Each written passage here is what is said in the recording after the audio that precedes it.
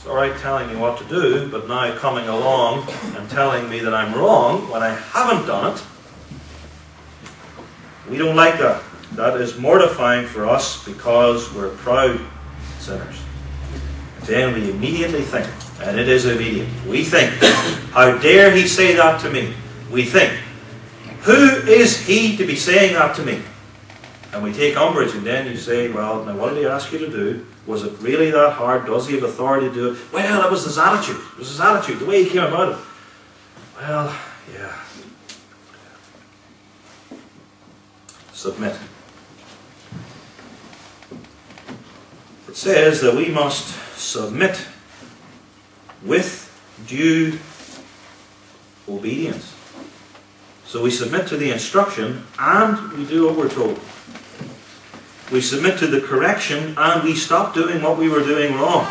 It's getting harder all the time because we're self-sufficient. We don't like being told what to do. Someone has said that we all like learning, but we don't like being taught. There's a difference. And then we say, but it would be easier if God himself were to tell us what to do and when we were wrong. And if it wasn't my mother, or the policeman, or the elders, or the teacher, then answer 104 says, it pleases God to govern us by their hand. That is, God says, but I don't want to come to you directly. I want to come to you through your father, or through an office bearer in the church, or through a functionary of the civil government. And you must not tell me, God, how I'm going to reach you. And in fact, if you had obeyed the Bible on your own, what the Word said, you wouldn't have needed somebody to come along and tell you what you should do or why what you're doing is wrong. And again, we come back to faith. The invisible hand of God working through the visible hand of those whom He has set over us. The question is, do we really believe? Can we exercise faith to understand that we're not just dealing with Harry or Joe, we're dealing with someone God has put over us. Therefore, office, and therefore submit and obey.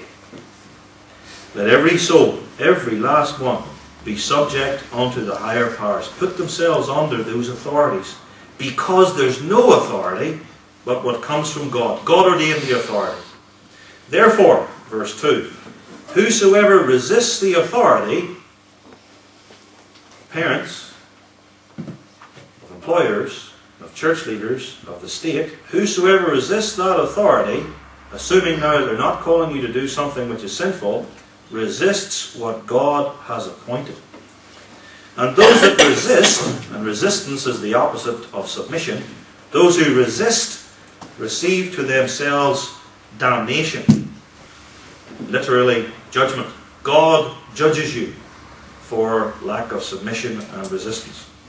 Then it goes on to explain, for rulers, whether in the civil sphere or in the home or in the church or the workplace, rulers are not a terror to good works.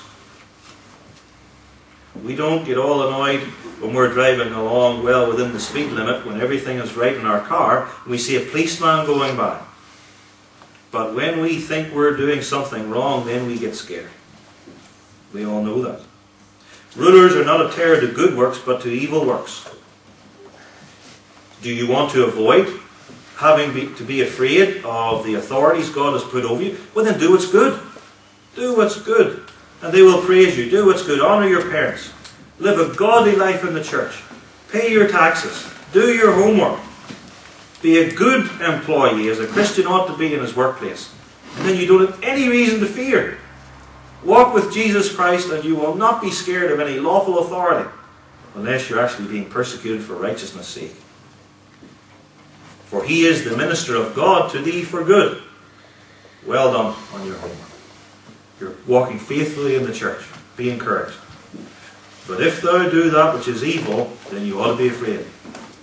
Because he, now it's talking specifically of the state, he doesn't bear the sword in vain. He has the authority to inflict capital punishment. The state does. You don't use a sword to put somebody behind bars. You use a sword to kill them.